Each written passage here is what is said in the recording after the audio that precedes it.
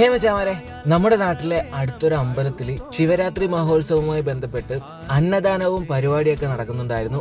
അങ്ങനെ ഇരിക്കുമ്പോഴാണ് നമ്മുടെ ഓട്ടോ സ്റ്റാൻഡിലെ ഓട്ടോ ഓടിക്കുന്ന എല്ലാവരും കൂടെ ചേർന്ന് അന്നദാനത്തിന് ആവശ്യമായിട്ടുള്ള ഒരു ചാക്ക് അരി എടുത്തു കൊടുക്കാൻ പ്ലാൻ ചെയ്യുന്നത്. നമ്മുടെ അടുത്തുള്ള ഒരു കടയിൽ നിന്നും ഒരു ചാക്ക് അരി എടുത്ത് നമ്മൾ നേരെ അമ്പലത്തിലേക്ക് എത്തി. നമ്മുടെ കയ്യിൽ നിന്നും അരി ഏറ്റുവാങ്ങുന്ന ഈ പുള്ളിക്കാരനാണ് നമ്മുടെ കുഞ്ഞോണ്ണൻ.